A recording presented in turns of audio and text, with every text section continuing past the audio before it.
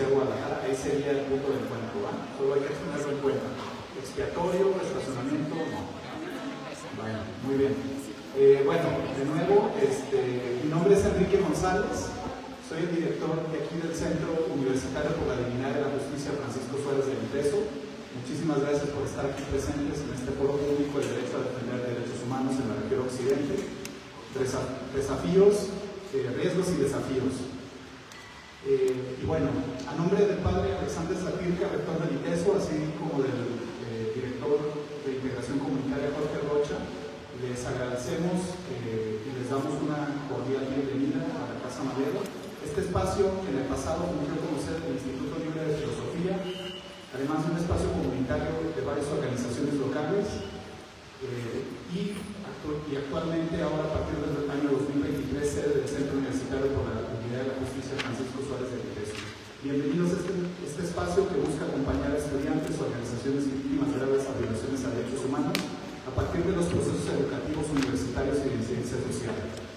Ahora bien, tengo la dicha de compartirles que durante 2 días, ayer martes 22 y hoy miércoles 23 de octubre, estuvimos reunidas 9 organizaciones de 5 estados que formamos parte de la región occidente de la Red Nacional de Organismos Civiles de Derechos Humanos, popularmente llamada Red TDT, todos los derechos para todos, todas y todes.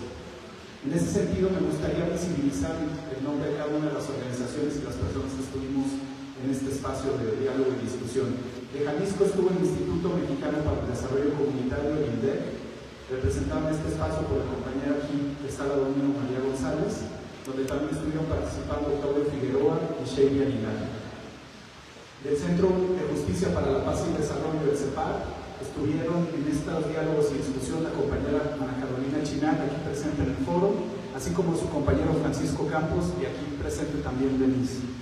Del Centro Universitario por la Dignidad y Justicia, estuvimos la compañera Coqui y un servidor. En el estado de Guanajuato vinieron como representantes, en primera instancia, el Centro de Derechos Humanos Victoria 10, de Guanajuato, representada por Ángeles Enrique Rincón, aquí presente. También el Centro Universitario de Derechos Humanos de la Universidad Iberoamericana de León, representada por María de Lourdes, así como el Comité de Derechos Humanos y Orientación Miguel Hidalgo AC, representada por María Sandoval Rangel. Del Estado de Michoacán, aquí también presente la Red Solidaria de Derechos Humanos, representada por Alejandra Ignacio Álvarez. De Colima, el Comité de Derechos Humanos de Colima no gubernamental, representado por María del Carmen García, así como de Baja California Sur, el Centro de Mujeres, representado por Carla Alviso Rubio.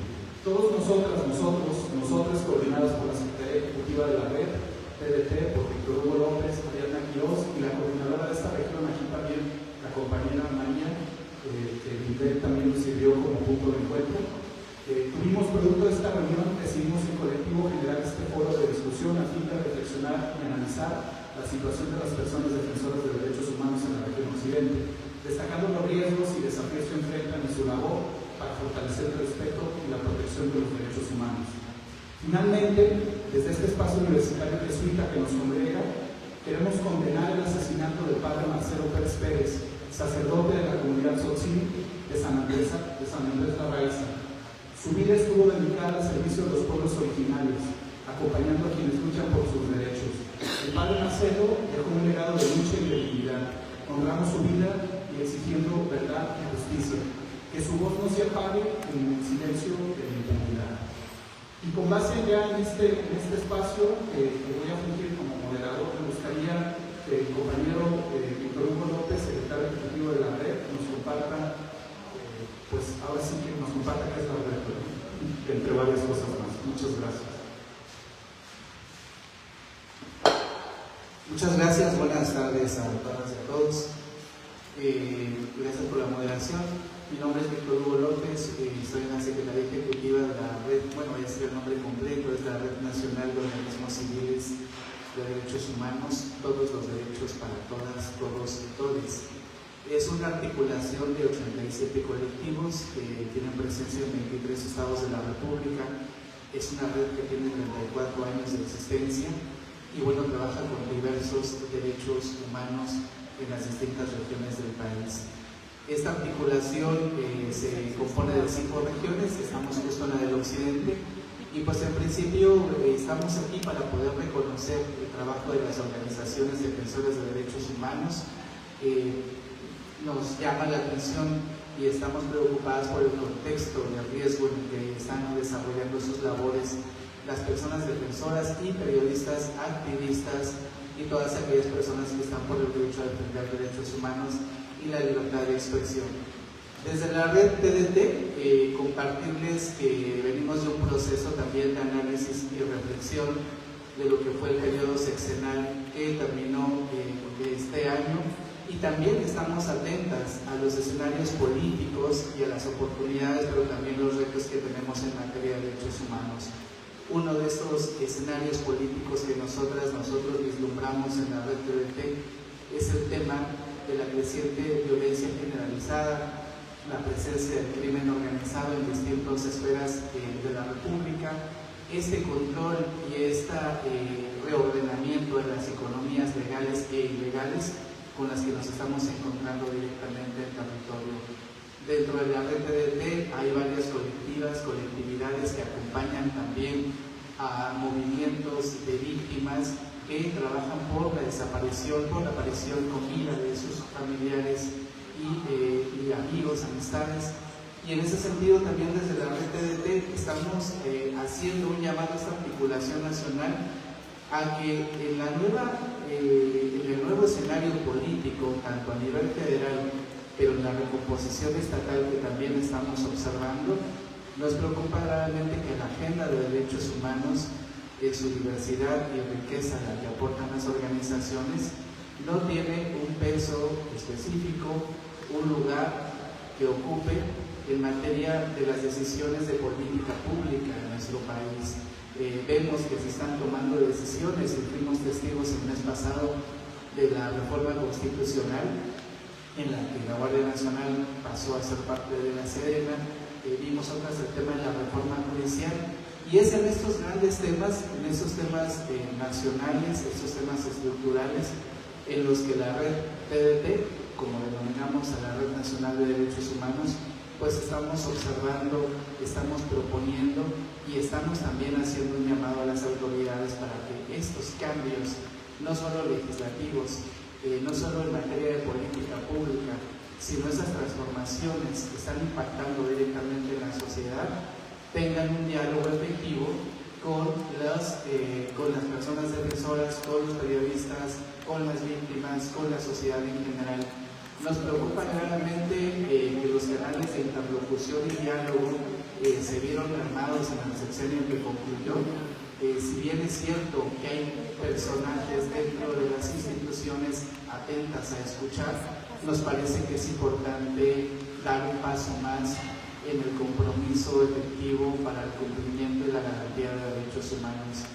Quería hacer mención también de que hoy en día, y justo tenemos a la izquierda, nuestro país a nivel externo pues tiene construida una institucionalidad importante, impresionante, que hoy mismo justo en la mañana platicábamos en la reunión, se está viendo incluso amenazada en términos de efectos regresivos en materia de legislación que pueda perjudicar esta garantía en materia de derechos humanos. Consideramos, nos parece importante que el Estado mexicano en este periodo y en esta recomposición del Senado, de la Cámara de Diputados, de las gubernaturas y de los ayuntamientos, se deben de considerar los elementos que garanticen la protección a las personas defensoras. La Red Nacional es una de varias articulaciones que existen en el país. Sin embargo, queremos desde la Red TDT refrendar nuestro compromiso de que estas organizaciones en las distintas regiones y en su articulación nacional estará atenta a poder pronto presentar una agenda política que presenta la identidad y la descripción de los pendientes que nosotras vemos en el país. Hicimos en mayo pasado un balance sexenal que les invitamos a consultarlo en nuestra página web, que fue un corte de caja y una valoración de lo que consideramos son los pendientes y los retos, y estamos próximos también a presentar una actualización de cuáles vemos que son los caminos y las vías por las que se debe transitar. la riqueza de la red nacional es la diversidad de los temas y la composición de quienes la integran, y en ese sentido pues vamos a dejar la palabra a mis colegas.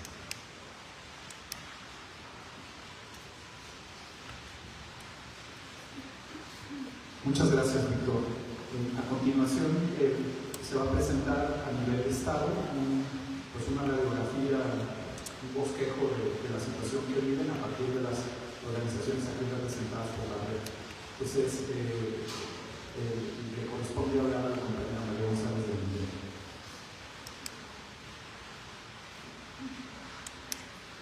Buenas tardes a todas, todos y todos. Gracias también a Viteso que nos recibe aquí en su casa para hacer este foro. Y bueno, agradecer también a los diferentes colectivos, defensores, defensoras y los diferentes movimientos, ¿no?, que nos acompañan en el foro. Principalmente lo que queremos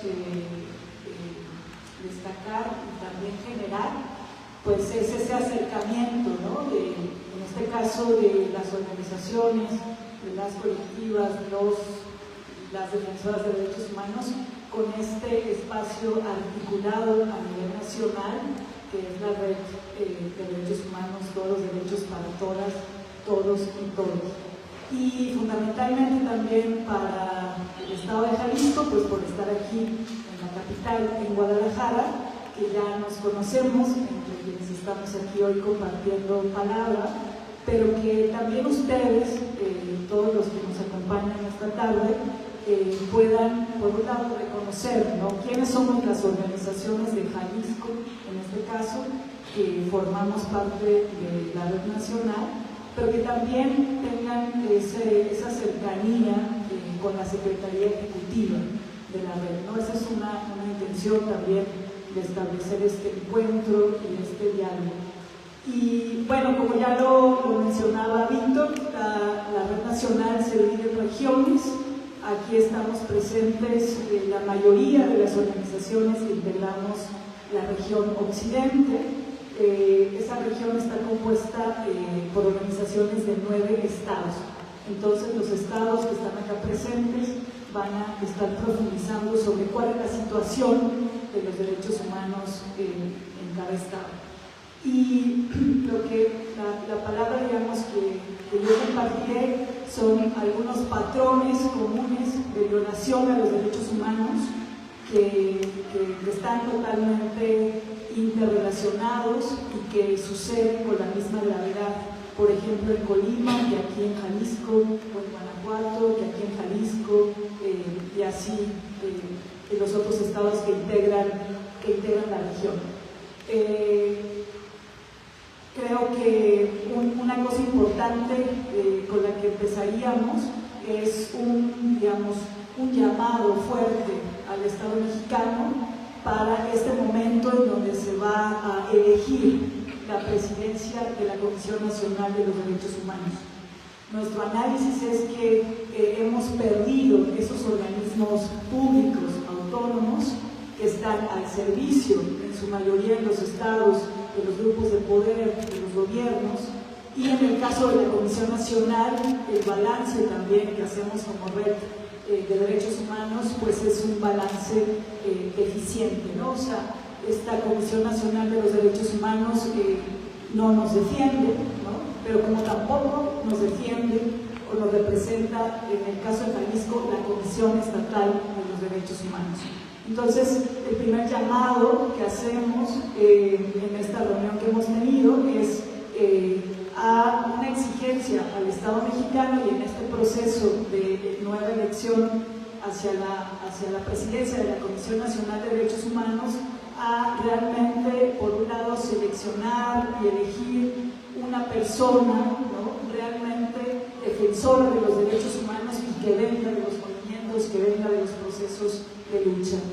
Y en un segundo punto, nos parece fundamental, no solo para la Comisión Nacional de los Derechos Humanos, sino para todas las comisiones y organismos públicos en el país, que entren realmente en un proceso de refundación. O sea, son organismos públicos que están cooptados por los poderes y que tenemos también, digamos, un mandato desde el humanos, pero también por parte de recuperar, digamos, su sentido de realmente ser los espacios públicos de defensa del pueblo. 3 elementos que nos conectan en la región y que ahorita lo vamos a ir constatando. El primero es la macrocriminalidad. Estamos en una región en occidente del país, una región de altas y de graves violaciones a los derechos humanos, en Guanajuato, en Michoacán, en Jalisco, en Colima. Hay otros estados que también tienen que ver con la región, pero los más cerquitas compartimos esta estrategia de macrocriminalidad, que es un cóctel, digamos, de grupos criminales, ¿no?, junto con grandes corporaciones empresariales, coludidos desde luego con los gobiernos y con los operativos y los grupos policíacos, que lo que están generando es desaparición. Estamos en el primer estado con desaparición de personas, están generando desplazamiento forzoso, se va a ir profundizando en los diferentes estados, pero también una gran preocupación que tenemos como red nacional es la naturalización y la normalización de la violencia que nos interpela. O sea, por un lado es lo que al Estado le corresponde, pero también, digamos, ese eje, digamos, ideológico-cultural tan dominante, ¿no?, de los medios de comunicación, de los grupos hegemónicos, que hacen que reproduzcamos y naturalicemos y normalicemos las violencias. Los datos son dramáticos y se van a ir compartiendo en cada estado. Otro eje que nos conecta, digamos, es este modelo económico, ¿no?, que no está ajeno del planeta ni de México, pero estaríamos hablando de este modelo capitalista en su fase extractiva que genera despojo. Estamos con datos alarmantes. Michoacán, por ejemplo, en el último informe de defensores de la tierra y el territorio que fueron asesinados, Michoacán es el primer lugar a nivel nacional en el año 2023, pero Jalisco también compartimos ese corredor, digamos, del silencio, de grandes megaproyectos de inversión como la minería, en donde también defensores de la tierra y el territorio fueron asesinados. Aquí algo que también hacemos un llamado al Estado mexicano y a los estados, a los gobiernos de la región, es a, digamos, nosotros, digamos, estamos siendo muy críticos sobre la nueva política de la relocalización de las empresas. Es decir, vemos una política a nivel nacional de apertura en la región para que vengan nuevas empresas, todo lo que está llamado como el nearshoring, pero que eso lo que nos va a generar es más violaciones a los derechos humanos, más despojo por los bienes comunes y en zonas de alto sacrificio como Río Santiago, Lago de Chapala, en donde ya de por sí se viven graves violaciones a los derechos humanos por megaproyectos o proyectos de muerte. Eso lo compartimos en general en la región. Es una región, digamos, que impulsa grandes proyectos mineros, entonces que hay una disputa fuerte por el agua y una disputa fuerte por minerales, por bosque.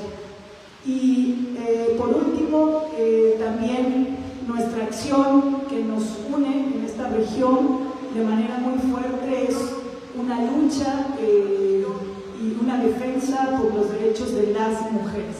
Se va a ir profundizando en cada estado, pero lo que vemos es que la violencia generalizada continúa, se va a agravar, pero que la violencia hacia las mujeres ha incrementado, o sea, no ha desaparecido.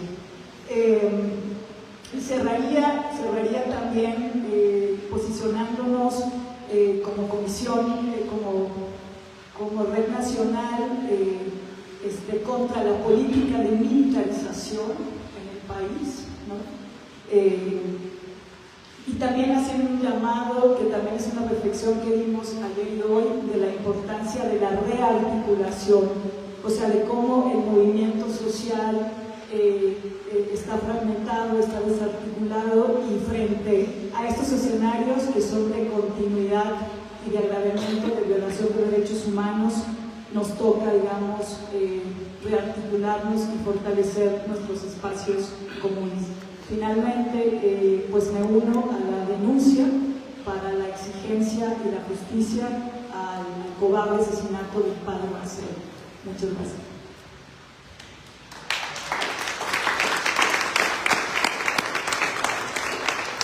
Muchas gracias, María, por esta radiografía de la región que tenemos aquí. A continuación estaría la compañera Ángeles Enrique Rincón, del Centro de Derechos Humanos Víctor Álvarez de Guanajuato, haciendo una intervención sobre la fotografía que veo desde su estado.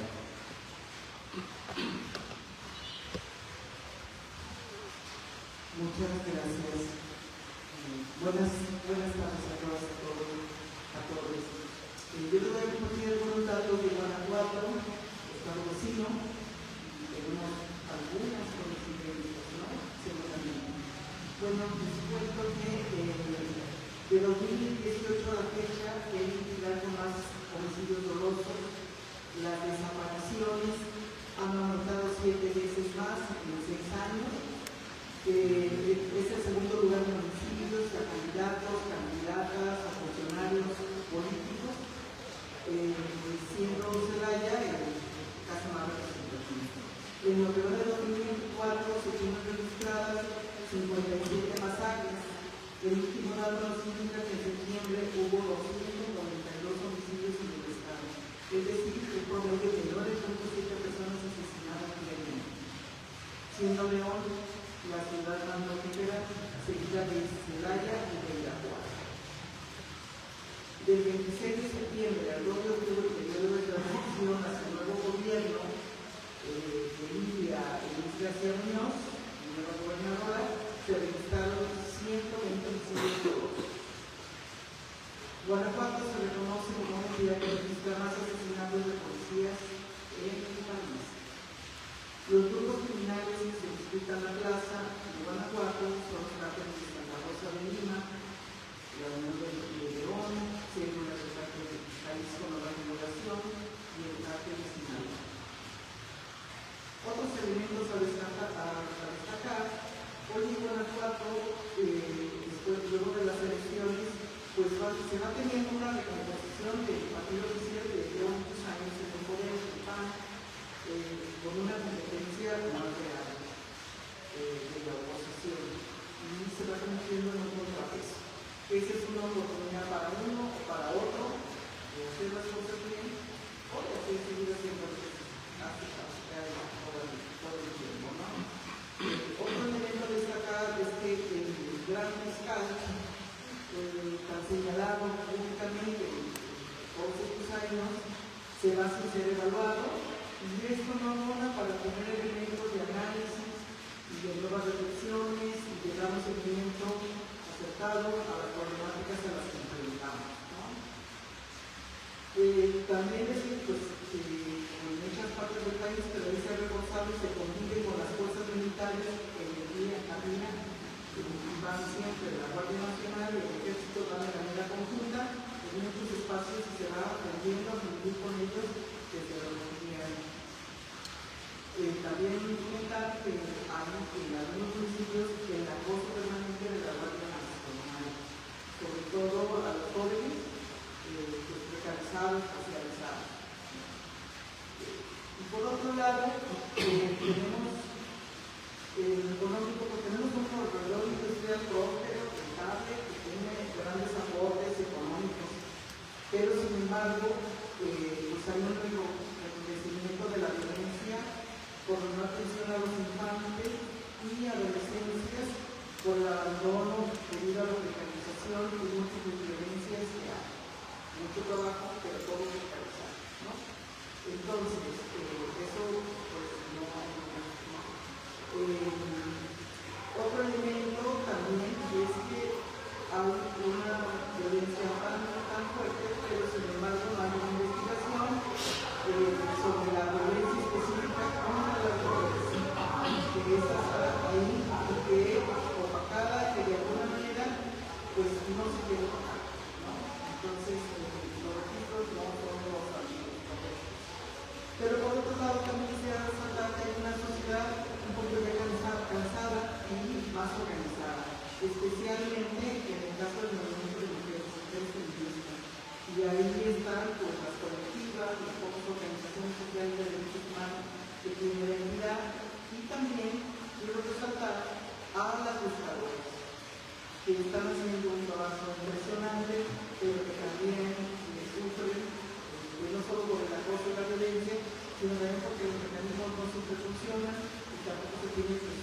para ello o no se lo que se les quiere otorgar, ¿no?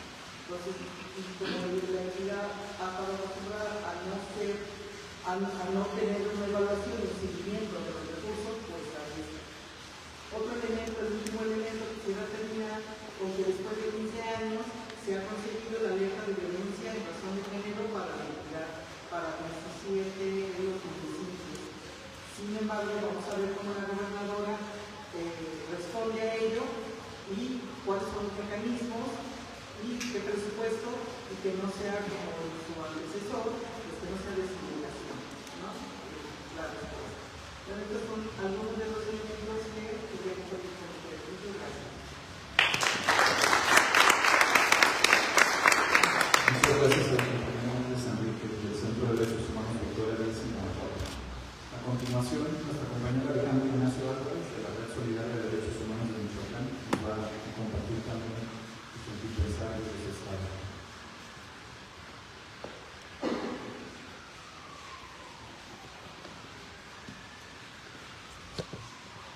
Buenas tardes, muchas gracias por su presencia.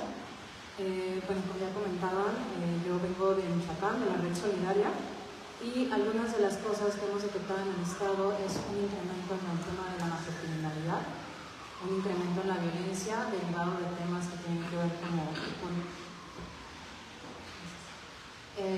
con los monocultivos, con la minería principalmente, y que ha generado una situación de inseguridad y un desplazamiento forzado de muchas familias y personas en diferentes zonas del Estado.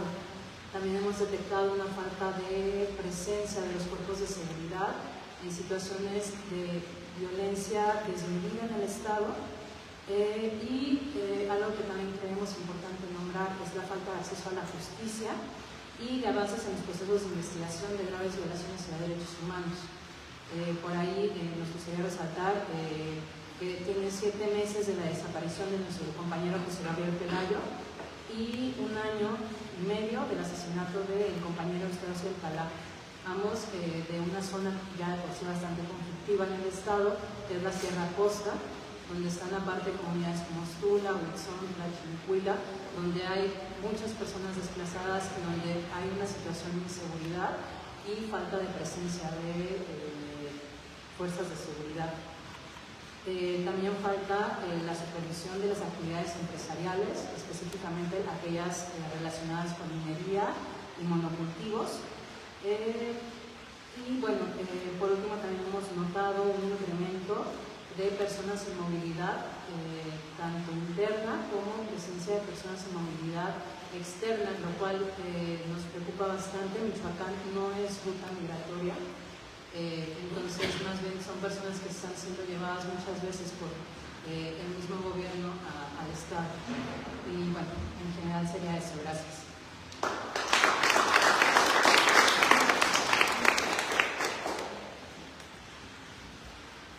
Muchas gracias, Ale, de la Red Solidaria de Derechos Humanos en el Estado de Michoacán.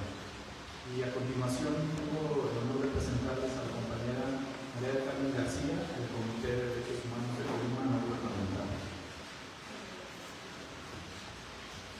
Hola, buenas tardes a todos, todas, todos. Bueno, en el caso de Colima, pues van a darse cuenta que no hay diferente de lo que pasa en la región. Solo a mí me gustaría colocar un elemento para hablar de un piso importante del Estado que, de acuerdo al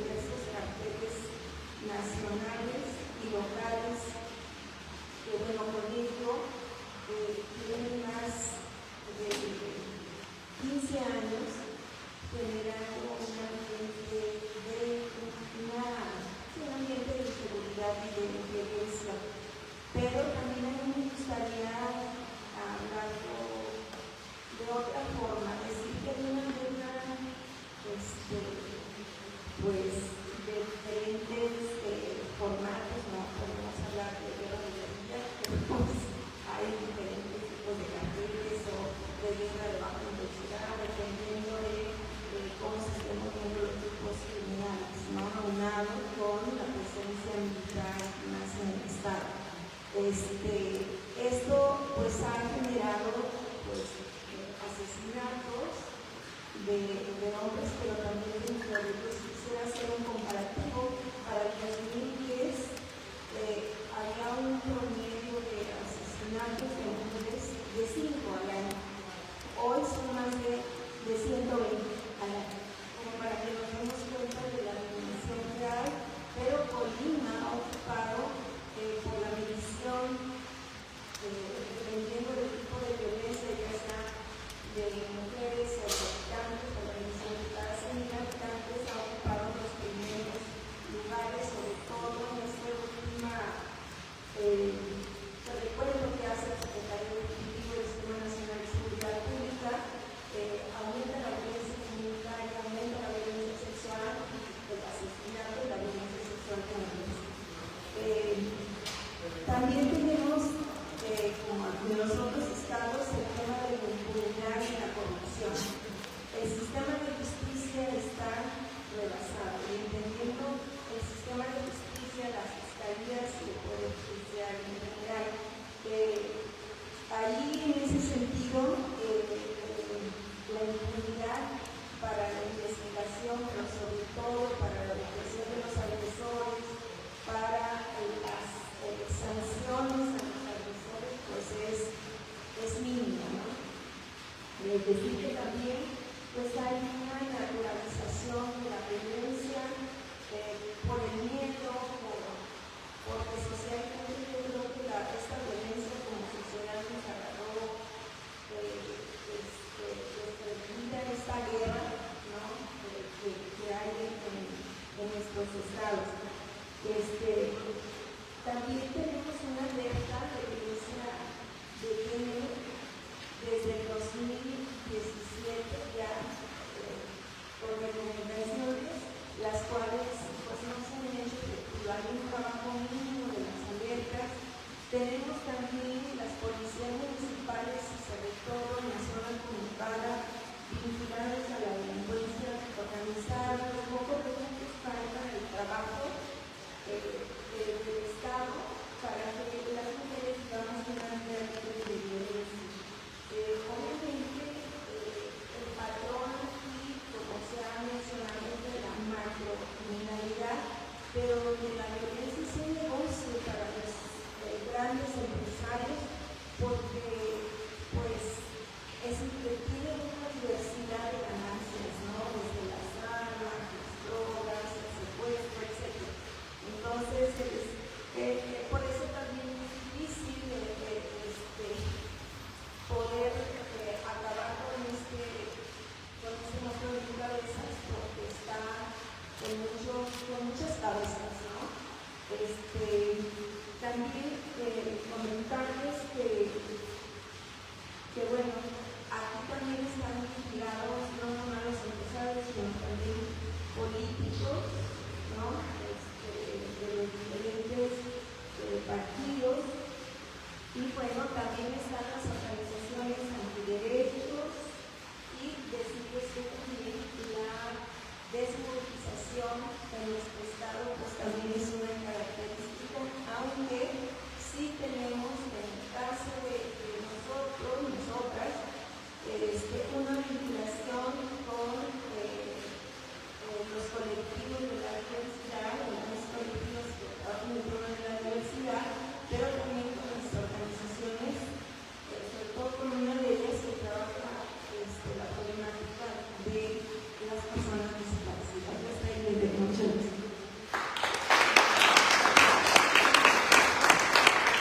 Muchas gracias a la compañera Carmen García del Comité de Derechos Humanos de Colima No Gubernamental. Y ahora, quizás geográficamente no es región occidente, pero pues, la propia red determinó por la cercanía en medios de comunicación con los compañeros, la compañera en este caso Carla Alviso Rubio de California Sur, que viene del Centro de Mujeres. Entonces, ahorita también ella nos va a compartir desde su territorio.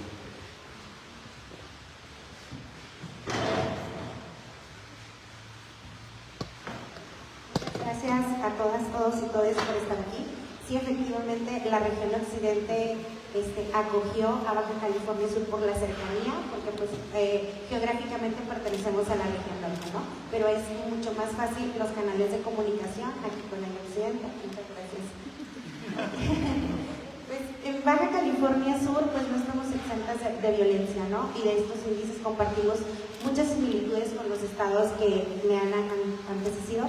Pues hay un incremento de la violencia contra las mujeres, incremento en las desapariciones no solo de mujeres sino también de hombres, una inoperancia de los mecanismos gubernamentales en lo que se refiere a derechos sexuales y reproductivos de mujeres, jóvenes y niñas, la permisividad de los, no solo en nuestro estado sino en otros estados también, de organizaciones evangélicas que entran con su agenda a las agendas públicas y quieren maniobrar y manipular todo lo que conlleva el trabajo de la agenda de derechos sexuales y reproductivos.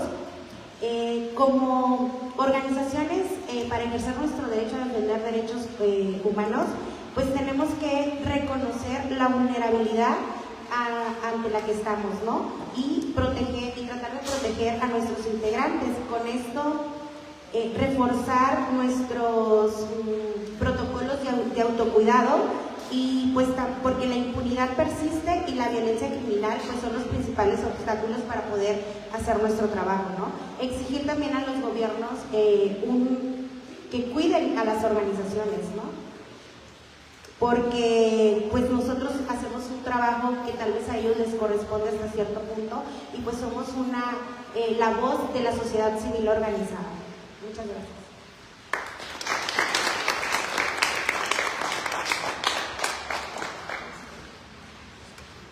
Muchas gracias a Carla Alviso, del Centro de Mujeres en Baja California Sur. Finalmente, para dar cierre y completar la fotografía en la región, la compañera Ana Carolina Chiner del Centro de Justicia para la Paz y Desarrollo de CEPAD aquí en México.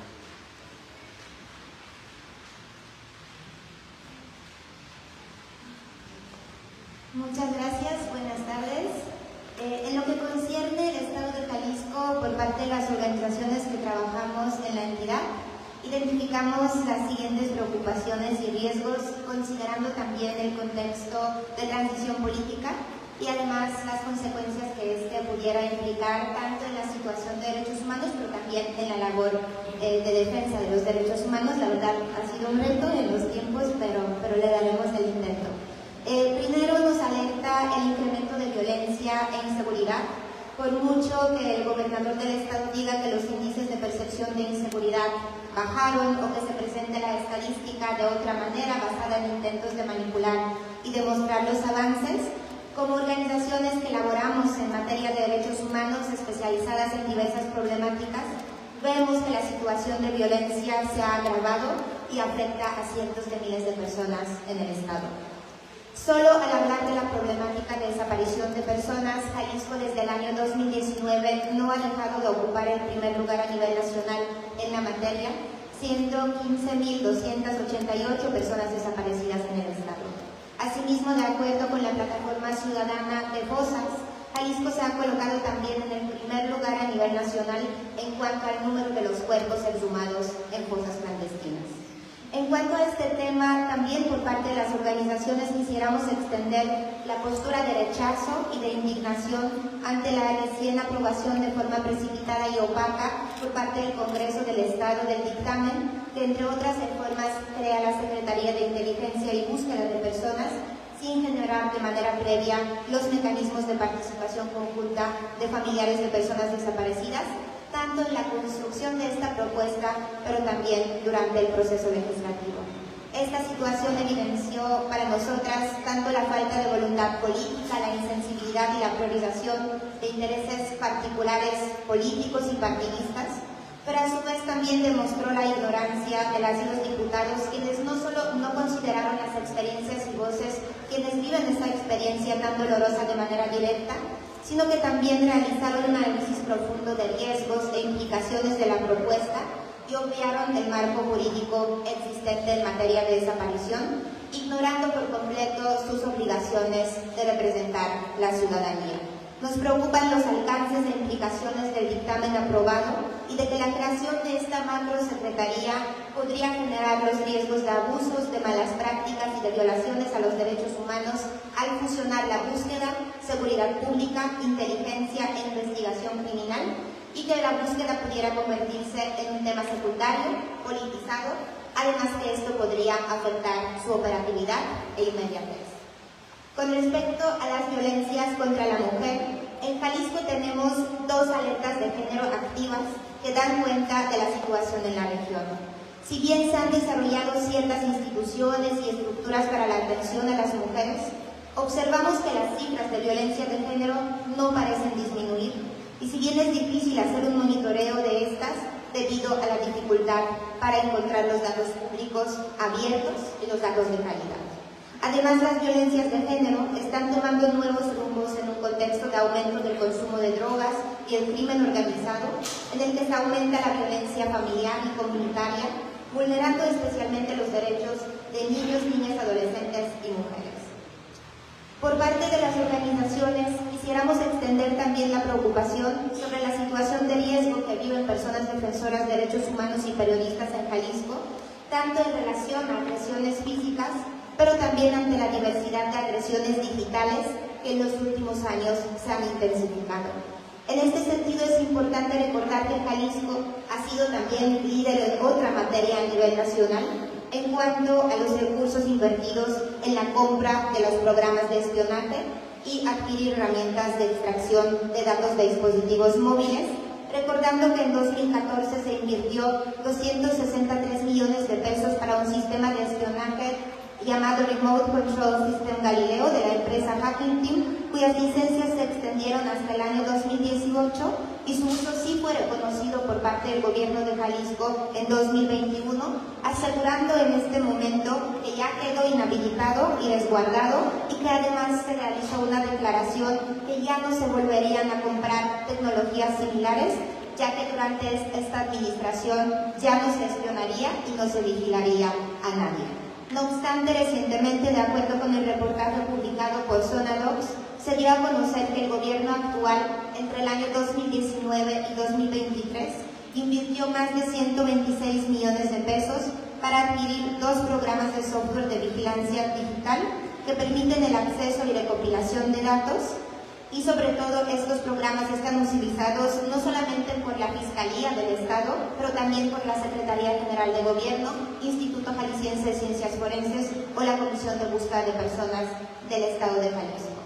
Asimismo, con preocupación por parte de las organizaciones, destacamos la tendencia creciente hacia un desarrollo económico agroindustrial y, por otro lado, la alarmante inversión inmobiliaria, mismas que afectan la tierra y el territorio, ocasionan el despojo de áreas verdes para la construcción de grandes infraestructuras, generan los conflictos e incrementan la situación de violencia, donde los intereses empresariales se colocan por encima de la protección de los derechos humanos, y vemos con la inquietud que esta tendencia de privilegiar la inversión de capital y la expansión de infraestructura sobre la garantía de derechos humanos y el bienestar de las comunidades pueda continuar también durante la actual, más bien la siguiente administración.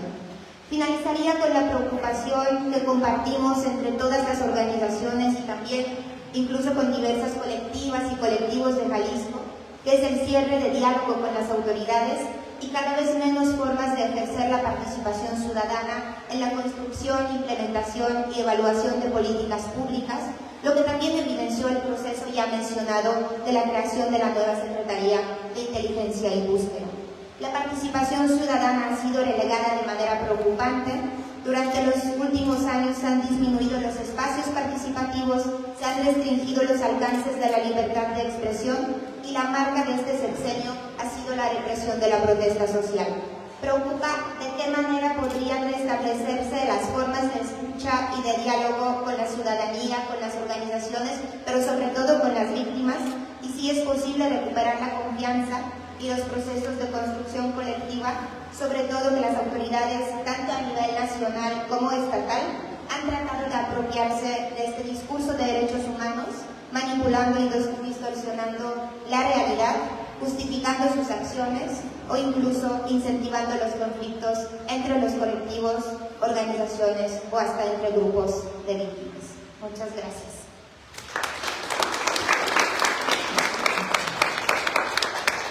Pues muchas gracias, Ana Carolina Cervat, aquí en Jalisco. Y miren, a continuación voy a tratar de hacer un cierre, tratando de retomar algunos de los aspectos de cada una de las compañeras aquí presentes de la red, para posteriormente abrir el micrófono. Bueno, antes la compañera María quería agregar un aspecto fundamental y que es parte de la coyuntura que estamos viviendo hoy como país, a partir de estas reformas constitucionales.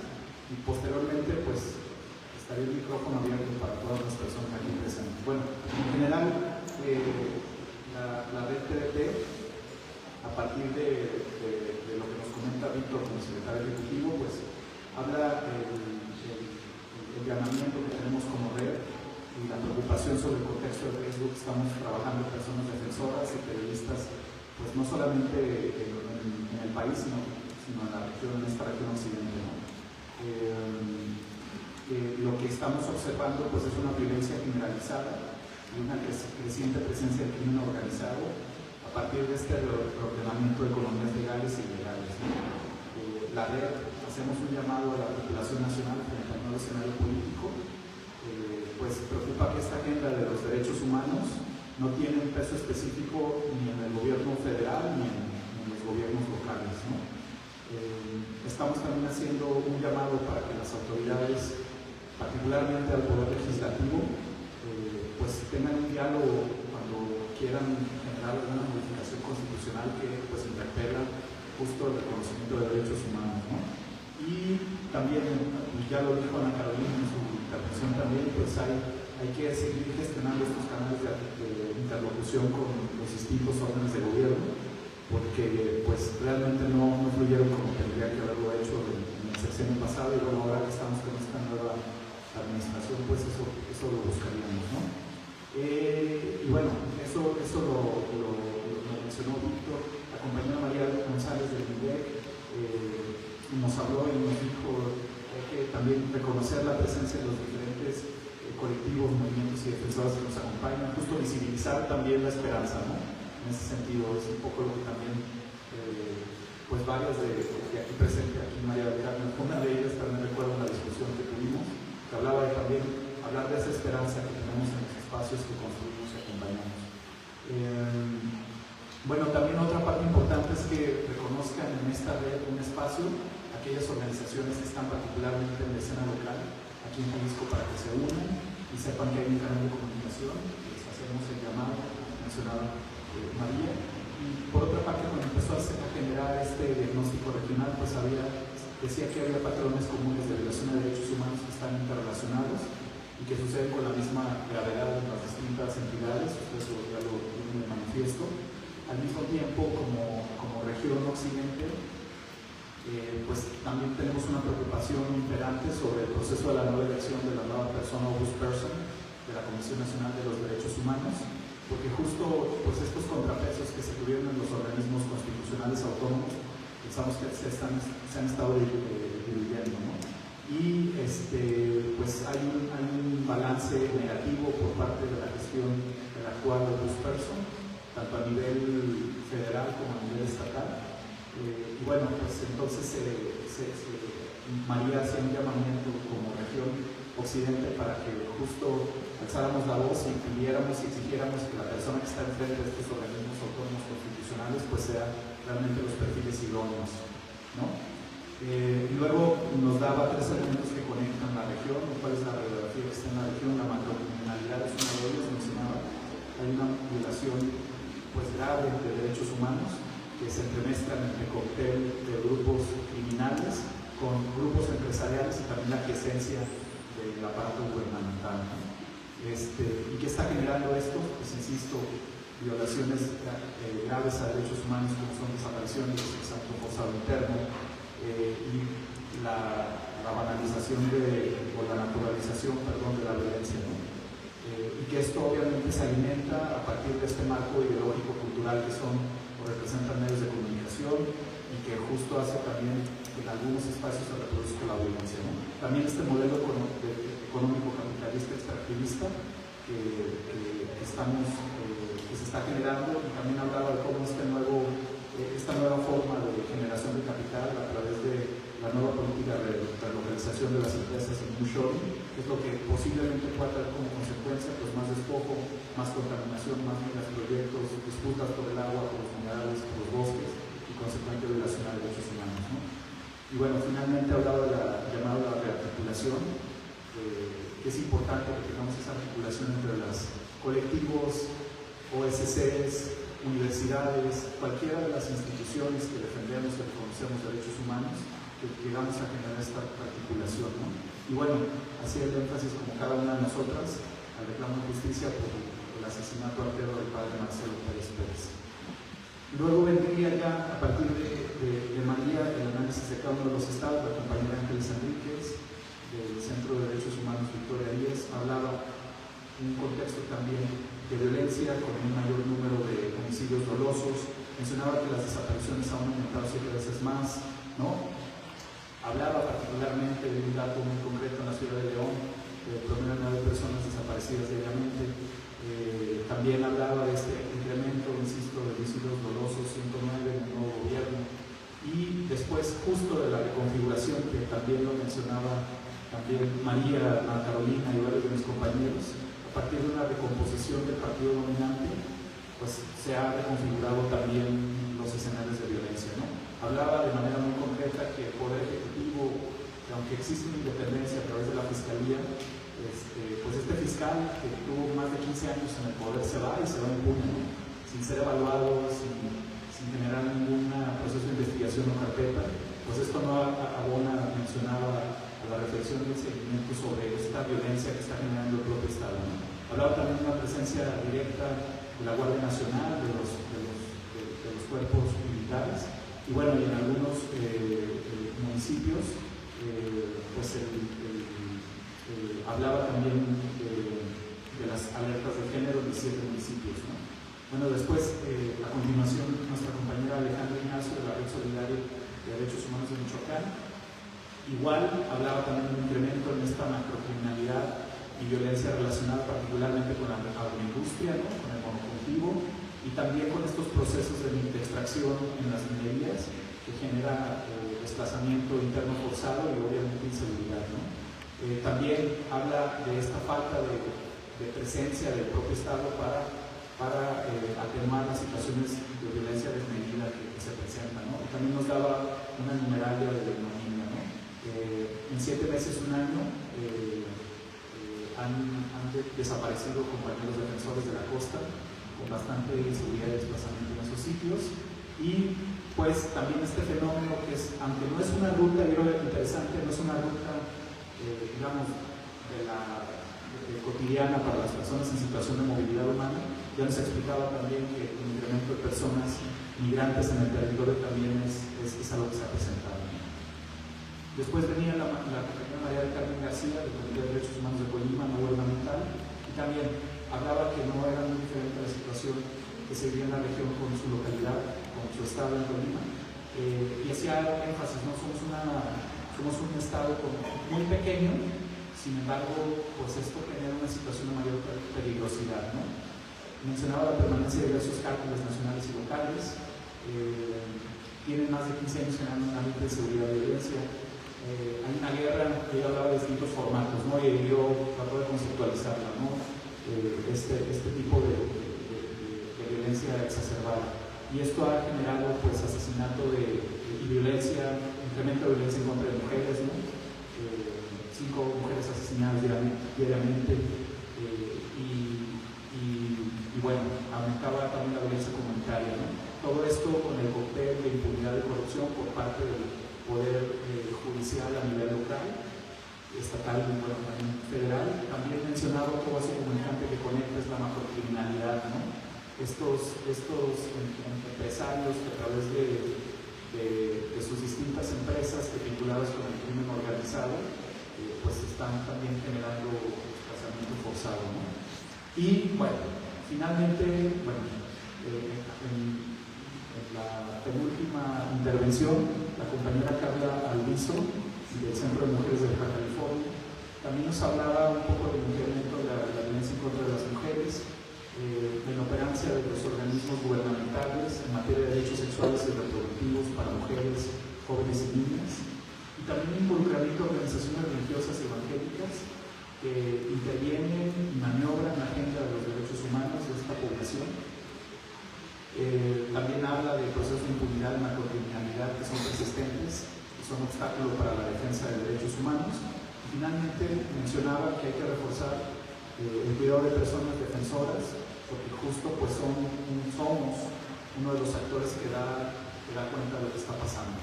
Y bueno, en la última intervención de estos agravios a nivel estatal, le tocó a Ana Carolina Chinac del CEPAC. Y bueno, ella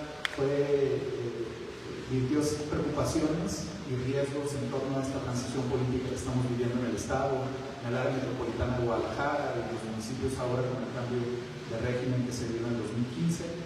Habla de tenemos que ponernos alerta por el incremento de violencia e inseguridad. Se ve que la situación se ha agravado y afecta a miles de personas en el Estado. Desde el 2019 daba este dato pues, brutal, que Jalisco no ha dejado de ocupar el primer lugar nacional de personas desaparecidas. También ocupa el primer lugar en fosas y inhumaciones clandestinas. Así extensivo el rechazo de esta nivel secretaría, justo por varias razones. Número uno, por la falta de consulta hacia las familiares de personas desaparecidas, ¿no?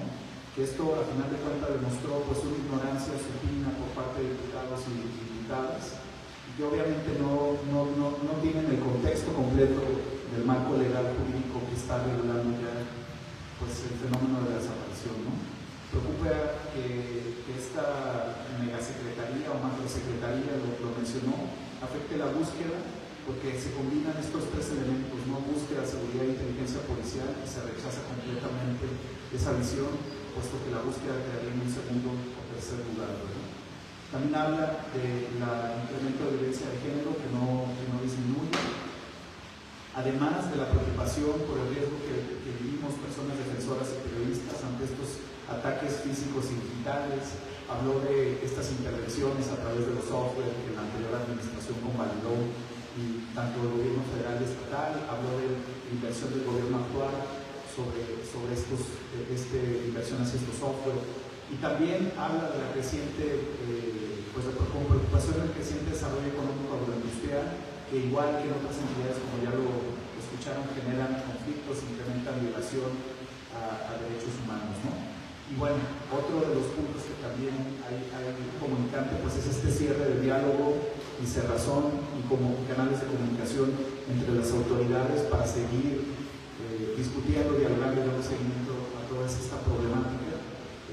Pues hablaba de la necesidad de volver a generar estos diálogos y que las autoridades no se adueñen ni se apropien del discurso de los derechos humanos, ¿no? Porque justo eso es lo que luego entrampa la comunicación.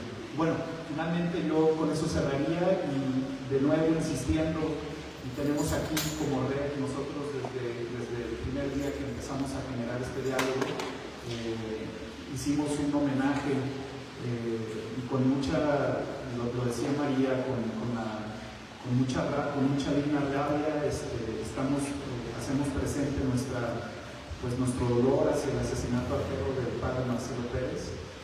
Esperamos que su voz no sea apagada y que su lucha y resistencia persistan. Muchas gracias.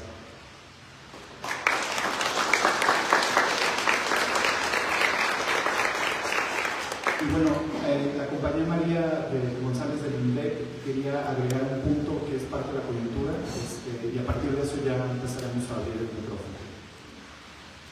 Gracias. Es muy breve, pero que no lo mencionamos, y también, digamos, hay una preocupación de parte de la Red Nacional y las organizaciones que integramos aquí en la región occidente, que es, digamos, esta amenaza, ¿no?, de esta posible reforma al artículo primero de la Constitución, ¿no?, que daría, digamos, impactaría de manera muy negativa la defensa de los derechos humanos en este país, reconociendo que la reforma constitucional del artículo primero constitucional pues digamos, se dio en el 2011 y es producto, digamos, de la lucha social, ¿no? de los movimientos pues de defensa de derechos humanos. Entonces es un llamado al gobierno federal a no usar la aplanadora en el sentido de la mayoría dentro de los poderes legislativos en detrimento, digamos, de los derechos humanos y en detrimento, digamos, de los avances del movimiento de derechos humanos en este país. Muchas gracias, María. Bueno, a continuación,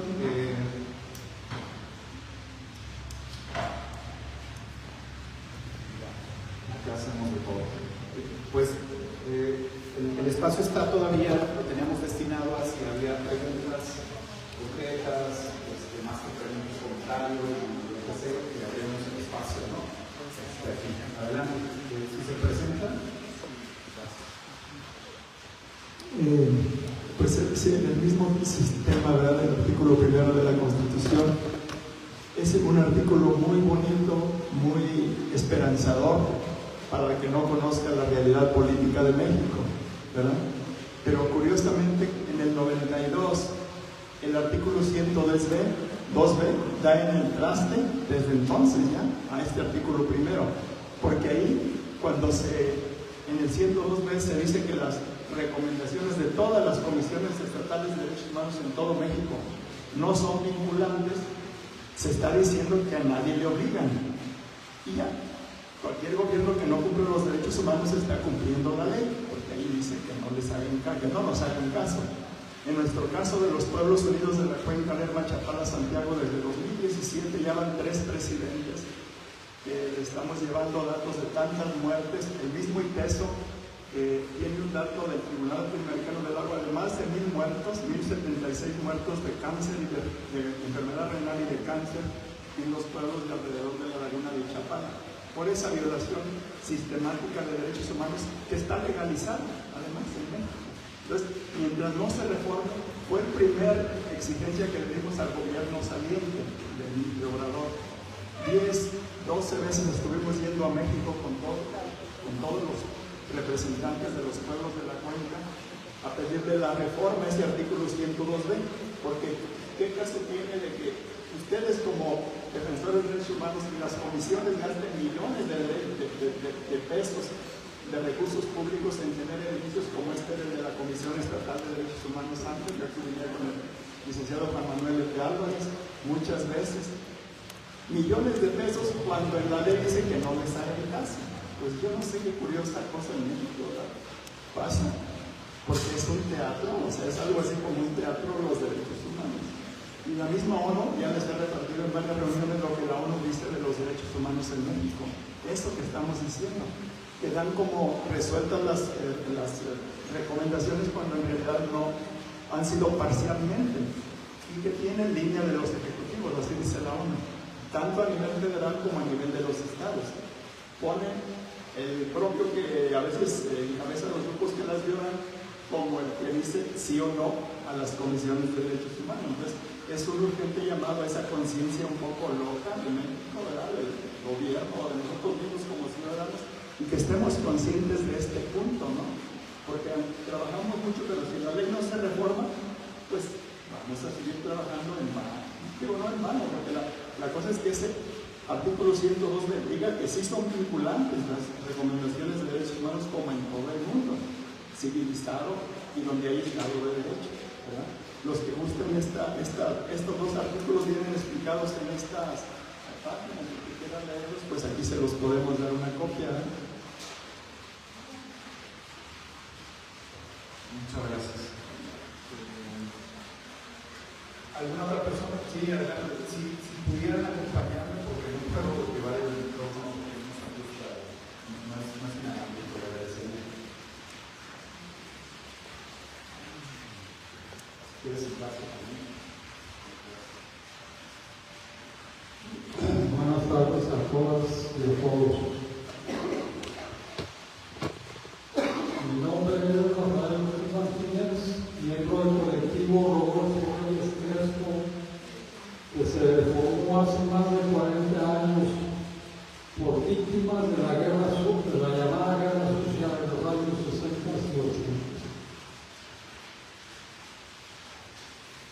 privilegio estimulante el poder reunirnos con personas, organizaciones y colectivos con capacidad y experiencia en la defensa y promoción de los derechos humanos, de los cuales el colectivo Reyes Crespo tendrá mucho que aprender. Al mismo tiempo, podrá aportar sin limitación alguna de las experiencias adquiridas con relación a su participación en la Fiscalía Especial para Movimientos Sociales y Políticos del pasado en el gobierno de Vicente Fox. Dicha Fiscalía resultó todo un fracaso. El fiscal Carrillo Prieto resultó acusado de corrupción. Los 300 millones destinados a la Fiscalía nadie supo en qué se gastaron.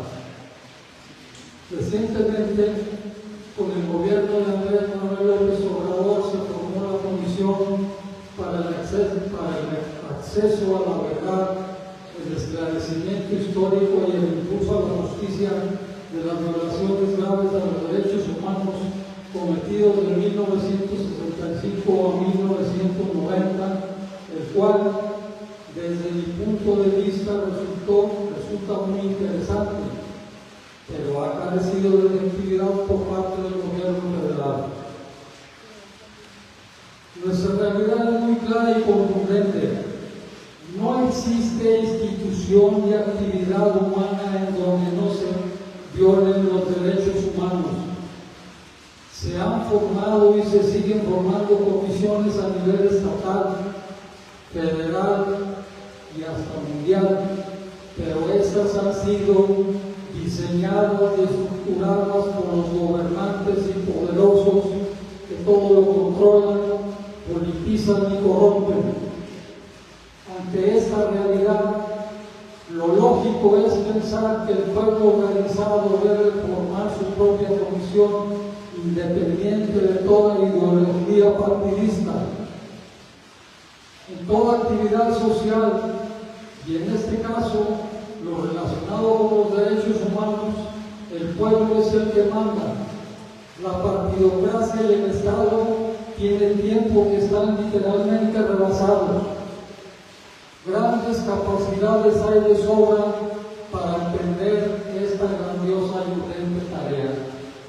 Los violadores seguirán violentando nuestros derechos humanos sin restricción alguna, manejando sus instituciones hipócrita y astutamente, que es lo que les caracteriza. Muchas gracias por su atención.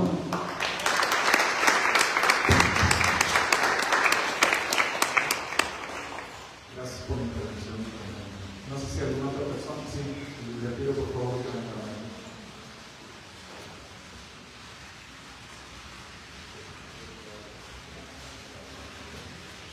Bueno, mi nombre es Héctor Flores, de Luis Esperanza, de Consejo Jalisco. Yo tengo tres comentarios o preguntas. Número uno, si de alguna manera no se amparados o algún recurso legal para frenar, echar para atrás el tema de la casa que tenía. Bueno, el tema de la fuga de el paro judicial, no sé qué es lo que se puede hacer. Otro de los comentarios es, no escuché ni de Colima ni de Michoacán ni de aquí de Jalisco hablar del tema de los campamentos de reclutamiento forzado.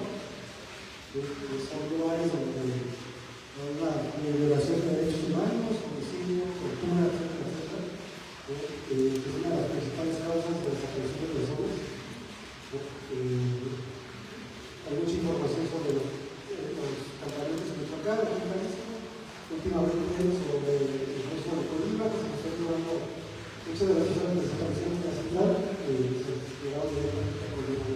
Para hacer caso que hace poco rescataron un muchacho que los llevaban para allá.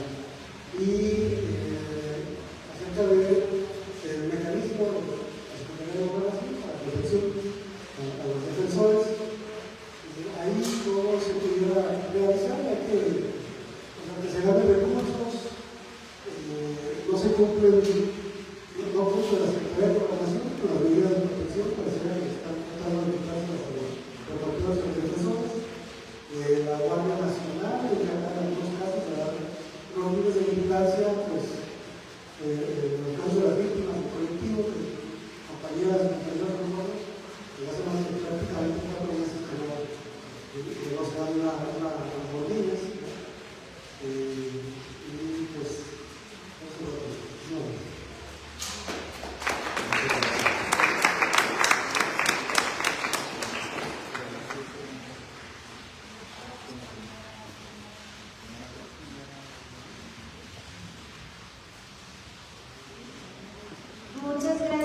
por las intervenciones.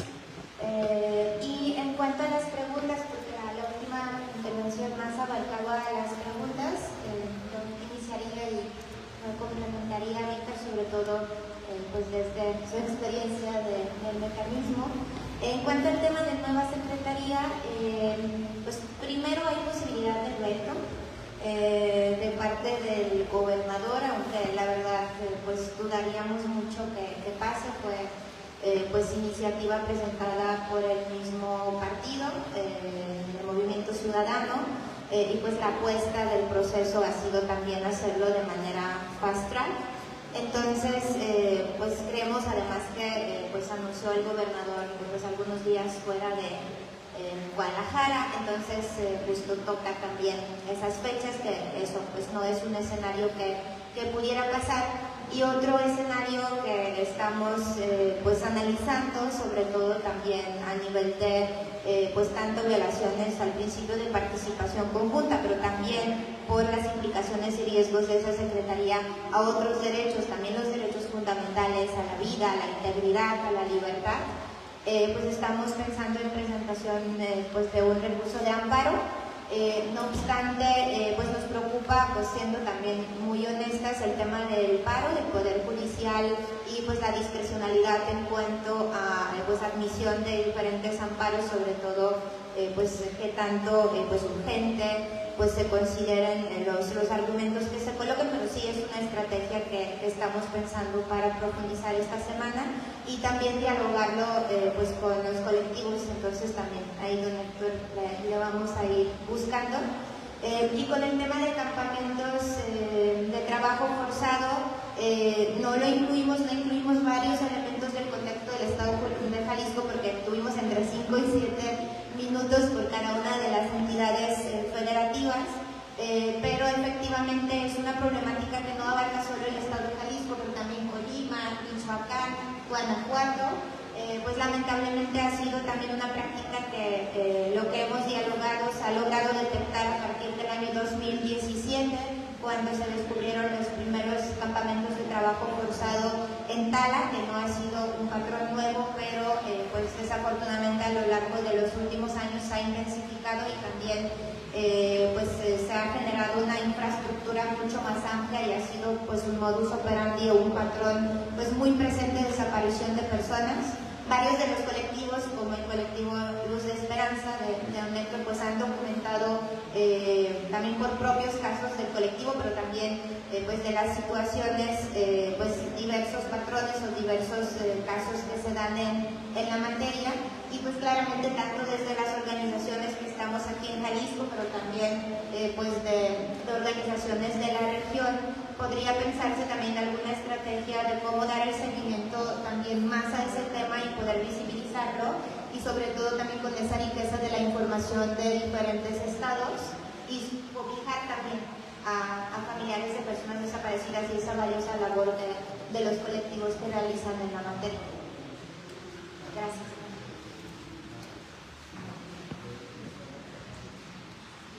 Sobre lo que nos comentó Enrique, ¿no?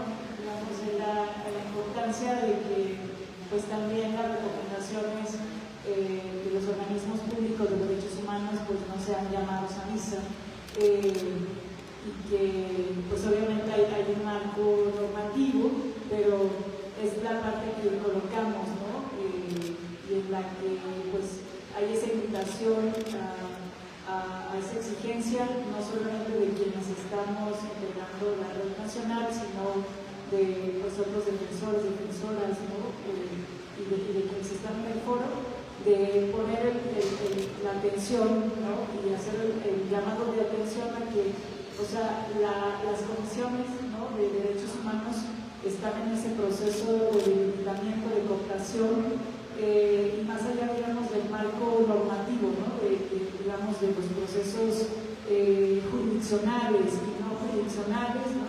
Digamos que es un marco de los derechos humanos a nivel internacional.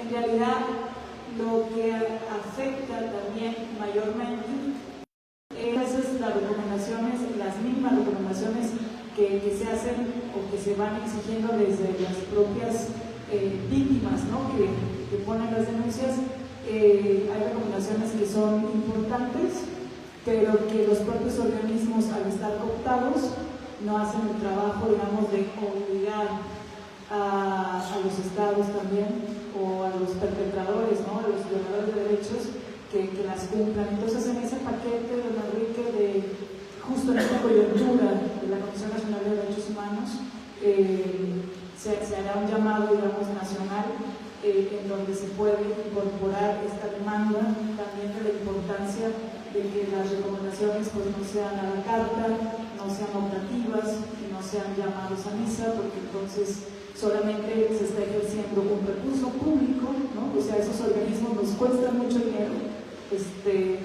pero pues no realizan una defensa de la voz.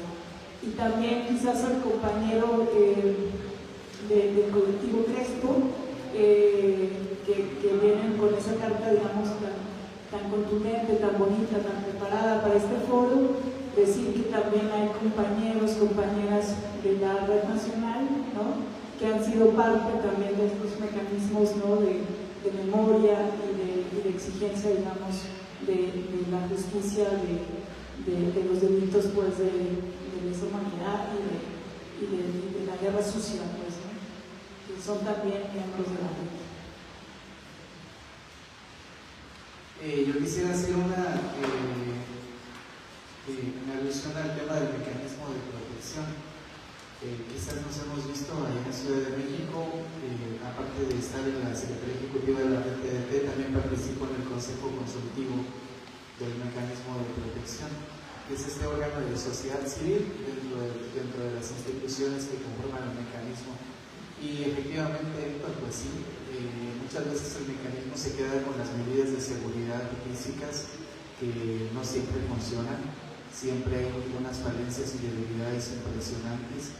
Y desde el Consejo Consultivo hemos estado insistiendo en que es importante fortalecer y atender las medidas políticas, el diálogo con autoridades, es decir, si no se atienden las causas que originan el riesgo que enfrentan las personas defensoras y periodistas, no va a haber mecanismo ni institución que resuelva los temas de riesgo a la seguridad, a la vida, a la integridad de quienes estamos por la defensa de derechos humanos. No va a haber mecanismo, no va a haber institución.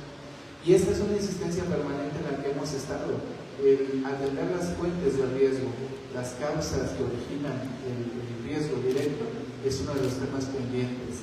Hay episodios tremendamente insultantes de personas que tienen medidas de protección que han sido atacadas, incluyendo colegas nuestras del Consejo Consultivo, 2 compañeras que tenían medidas de protección, que tenían custodia, que tenían vehículos blindados, han sido bajadas en 2 territorios, en Veracruz y en Guerrero. Las han bajado, les han quitado las armas a los custodios y las han dejado ahí botadas en la carretera, ¿verdad? Es decir, el mecanismo federal de protección tanto proporciona medidas securitistas, pero no aborda las causas de la investigación, la fuente de riesgo, está lejos de superar estas debilidades. Hace 2 años, el mecanismo federal abrió una serie de foros regionales a propósito de que estaban conversando sobre una ley general. Y en estos foros regionales, que fueron parciales, que fueron también subjetivos, que no convocaron a todas las personas que debían estar, que son las usuarias, las víctimas directas, se convirtieron en foros de denuncia, porque fueron foros de denuncia en los que se expusieron todas las graves falencias del mecanismo federal de protección. Al respecto, yo le diría que es importante mantener la denuncia de la debilidad y de la falta de garantías del mecanismo de protección, y que hagamos más bien y que veamos si el mecanismo federal de protección tiene estas debilidades, pues que veamos entre los actores que estamos en la zona, en los colectivos de búsqueda, en las organizaciones defensoras de derechos humanos, en colegas periodistas, una red que nos pueda sostener en términos de la protección y búsqueda de verdad y justicia, ¿no? Yo creo que si no hay respuesta por parte de las autoridades, debemos de seguir tejiendo este tejido colectivo que nos sostenga como sociedad civil, ¿no? Y bueno, a propósito, y justo aprovechando el tema de las falencias que tiene el mecanismo, justo conversábamos con mi colega Ana y las colegas del CEPAC, de casos concretos en los que el mecanismo se queda fuera de protección, de proteger a personas víctimas de violencia. ¿Quieres compartir?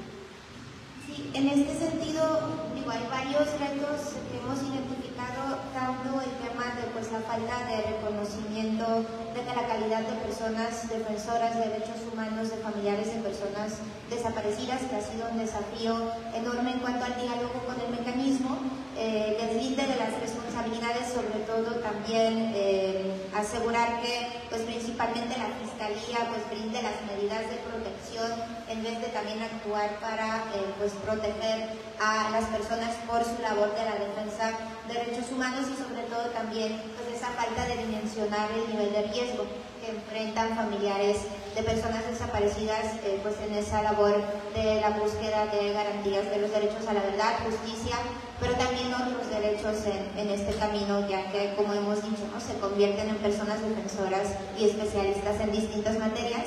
Y hablando de eso, también aprovechando el espacio que no lo teníamos planificado hacer, pero también quisiéramos hacer una situación de denuncia ante justo la falta de operación y las deficiencias del Mecanismo Federal de Protección. La semana pasada, de parte del Consejo Consultivo del Mecanismo, se realizó un pronunciamiento al respecto, también agradeciendo mucho el gran apoyo del Consejo Consultivo, donde el viernes antepasado ocurrieron los hechos que colocaron a una familia de personas desaparecidas en riesgo. En esta familia se encontraban también 3 personas menores de edad. La familia en sí ha atravesado diversas situaciones de violencia y sobre todo diversas situaciones de riesgo e incidentes de seguridad, incluyendo intentos de privación de la libertad, amenazas de muerte, robos, allanamientos.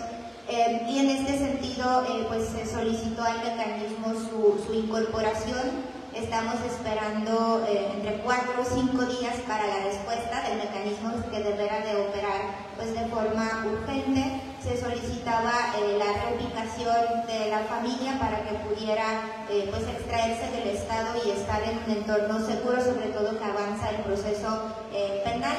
Lamentablemente el mecanismo sí incorporó a la familia, no obstante otorgó medidas sumamente mínimas, no dimensionó la situación de riesgo.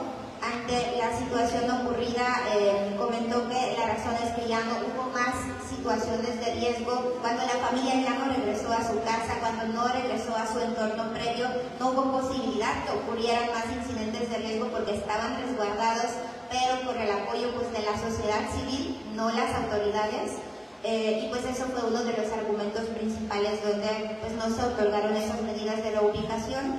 Y sobre todo lo que también comentamos con gran preocupación es que en la familia se encontraban 3 menores de edad y de ninguna manera se tomó en cuenta el interés superior de la niñez y todos los impactos o afectaciones que se generaron tanto en ese momento como de manera posterior, ya adicionales a la desaparición de su ser querido, en esa situación. Entonces esperamos que este caso pueda ser también revisado y que pronto también puedan subsanarse estas prácticas, y que también ese caso no sienta precedentes de no reconocer las familias como personas defensoras, y también actuar tanto atacando las causas, pero también de forma preventiva, porque tiene que ocurrir una tragedia, una situación muy dura, dolorosa, para que el mecanismo realmente comienza a responder. Muchas gracias. La compañera María del Carmen también quería comentar sobre el escenario que le preguntaba a México. Entonces, y decirles que hay una organización de madres buscadoras que hace un trabajo con las personas desaparecidas en el Estado, que son las que han estado dando seguimiento a estos lugares, a estos espacios donde se encuentran personas que realizan trabajo. No es nuestra organización, pero sí es una problemática que también tenemos en nuestro mapa, en el mapa del Estado, en el contexto de las violaciones de los derechos humanos. Bueno, muchas gracias, María. cuando tengamos espacio para una intervención más, y si alguna persona tiene alguna pregunta. Sí, adelante, acérquese, por favor. Gracias, mi nombre es María.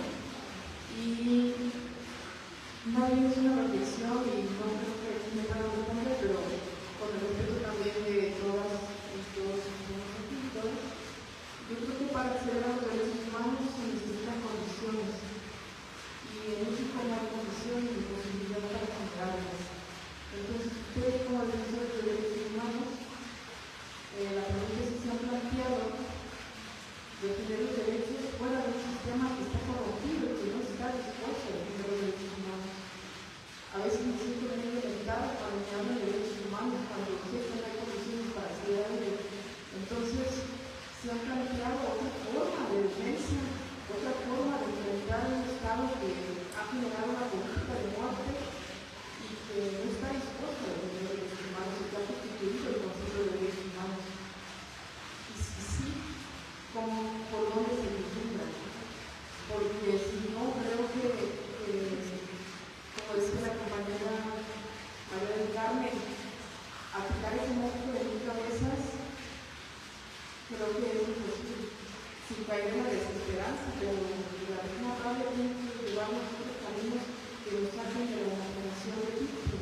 Una víctima no se puede enfrentar a los victimarios, y lo estamos haciendo así, a mi parecer. Entonces, desde esta reflexión, muchas gracias.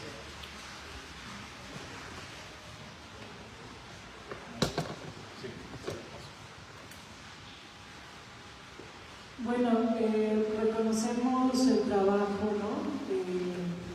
de las defensoras y defensores en las comunidades, ¿no? Defensores comunitarios, defensoras del territorio, defensoras, las mamás, las familias en busca de sus personas y seres desaparecidos, las mujeres, el movimiento de mujeres y una gran diversidad, digamos, de compañeros, compañeras que están en las comunidades, en los pueblos, en las ciudades. Y ahí solamente decir que, digamos, hay un marco normativo, ¿no? Para la defensa de los derechos humanos, pero efectivamente nuestra labor, digamos, no está basada absolutamente solo en ese marco normativo, ¿no? O sea, la construcción de transformación social, de otros proyectos políticos emancipadores, de fortalecimiento del poder popular, de la organización comunitaria, social, no necesariamente solamente en el movimiento de derechos humanos está enmarcado, digamos, a que se cumpla, a que el Estado mexicano cumpla las leyes. Ese es un eje, digamos, importante, pero hay miles de experiencias dentro de los procesos, organizaciones que integran esta red y las múltiples luchas y sus diversidades que están planteando otras formas, otros proyectos políticos, ¿no? México, pues tenemos a los grandes hermanos, maestros y maestras, los zapatistas, ¿no? Que por supuesto nos inspiran y nos motivan, digamos, a esa construcción, digamos, del mundo a través de procesos autonómicos, de las autonomías, ¿no? Pero hay otras alternativas, otros procesos, y reconocer también que el marco normativo y los derechos en su vigencia y los que todavía, digamos, no se reconocen, pues son fruto de la lucha social, son fruto de revoluciones, ¿no? Son fruto del trabajo de abajo.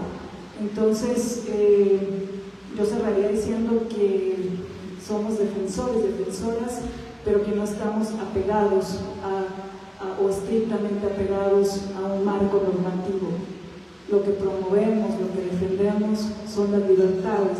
Lo que promovemos, lo que defendemos es que hay otras formas, hay otros proyectos políticos de emancipación y estamos ahí intentando como abrir caminos, aportar. Si no, es un camino, digamos, como muy desesperanzador, ¿no? Y también hay victorias, también hay frutos, ¿no? De los pueblos, de las organizaciones.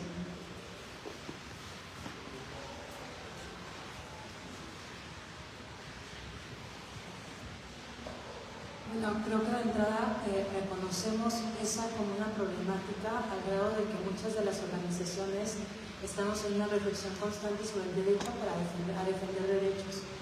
A los defensores se les está matando, se les está criminalizando, se les está desapareciendo. Es una problemática muy real y nosotras desde la red tenemos justo esta reflexión de que hay muchas personas defensoras de derechos humanos que de entrada no se autorreconocen como personas defensoras y no son reconocidas tampoco, pero que están haciendo mucho trabajo. Y en ese sentido, creo que justo hay muchas formas de defender derechos.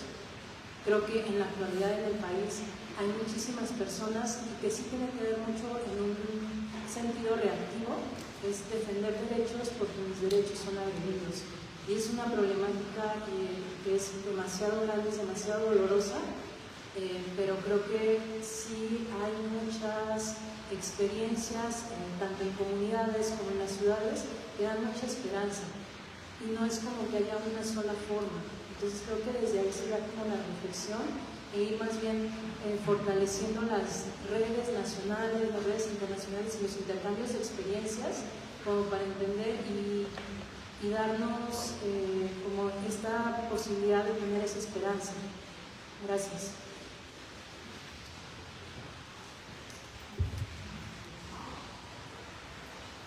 Ay, no recuerdo tu nombre, pero agradecer. Rosa María, pero agradecerte la reflexión. Yo creo que quienes estamos en este camino, yo por lo menos tengo más de 4 décadas, es una pregunta permanente. Si esa pregunta no nos la hacemos de manera personal, colectiva, en redes, pues estamos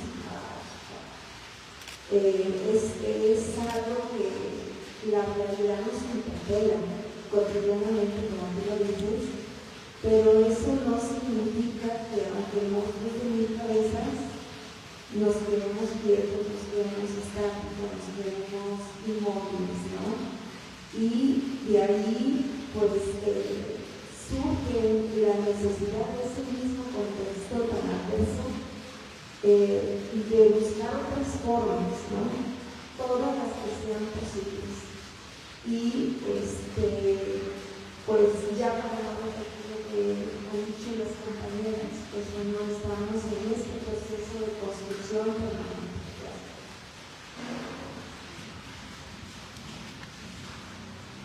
Perdón, pero sí, yo nada más quisiera decir que, bueno, 2 cosas importantes. Una, que muchas de las personas que integramos esta red TDT, y bueno, no solo la red TDT, que somos defensoras de derechos humanos en México, no sabíamos que íbamos a terminar como defensoras de derechos humanos, como personas defensoras. Las distintas condiciones que hemos vivido en México, en las distintas regiones, nos han justo colocado en este camino, ¿no? En principio. Y una de las premisas que nos tienen aquí es justo el tema de que no deseamos que los agravios que nosotras o atestiguamos o vivimos o presenciamos le ocurran a nadie más. O sea, en principio, ¿verdad? Me parece y me atrevería con el permiso de mis colegas a decir que dentro de esta red la riqueza de experiencias y el cúmulo de formaciones que confluyen, pues justo nos identifica como una red de defensoras de derechos humanos que viene de este pues, movimiento militante, que somos víctimas, que transitamos de conocer nuestros derechos, acompañar a otras personas y ahora ser personas defensoras. Eso en principio.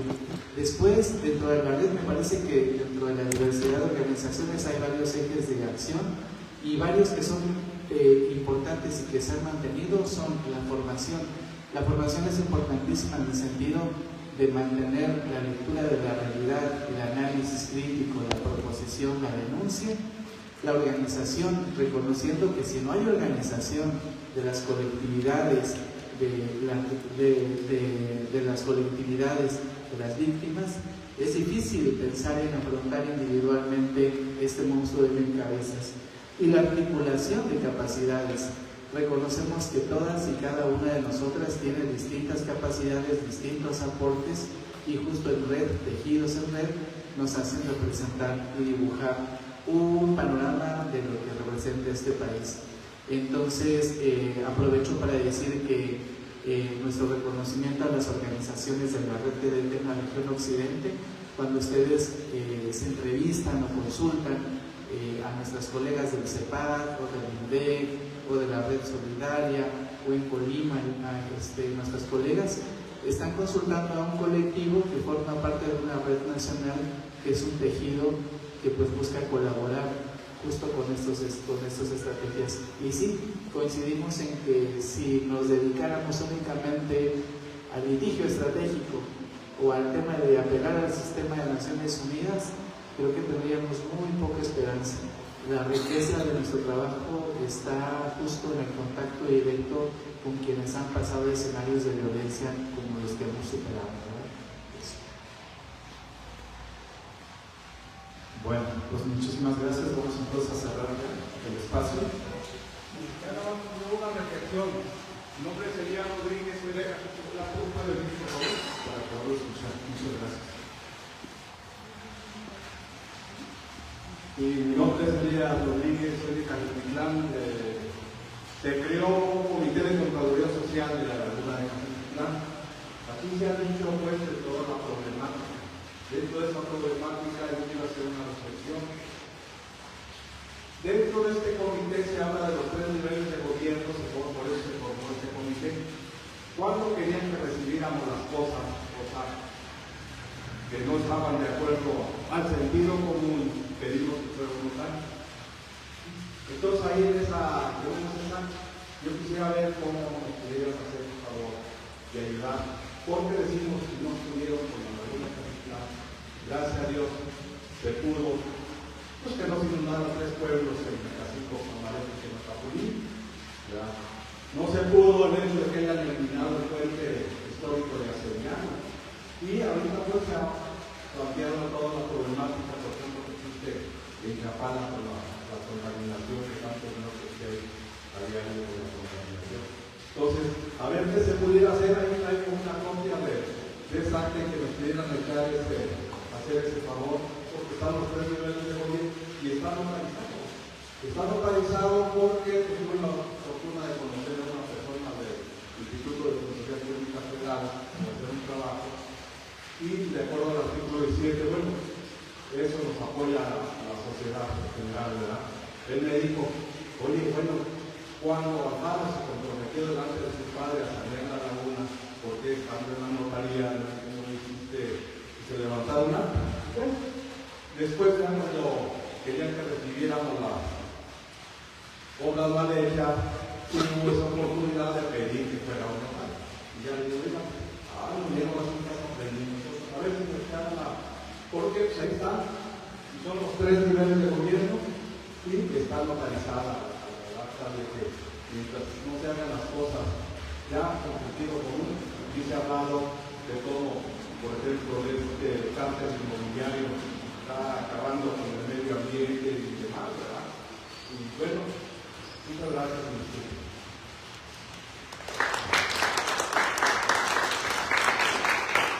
Gracias.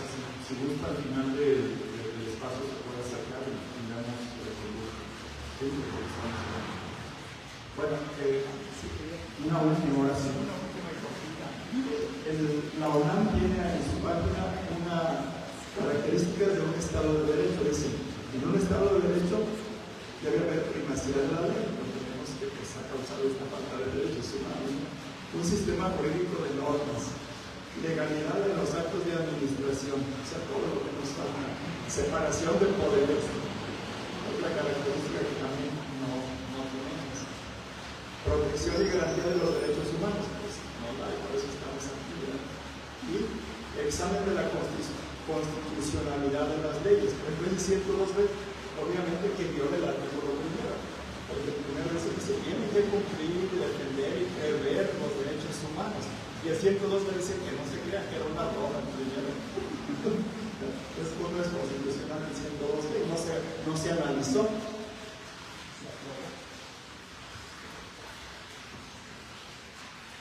Muchas gracias. ¿Una última? ¿No? ¿Ya? Bueno, muy bien.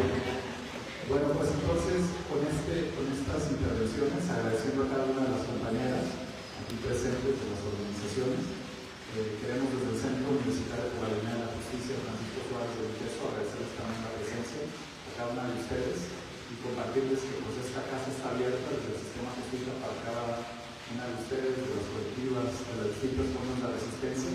De manera horizontal y solidaria vamos a estar aquí para apoyarles.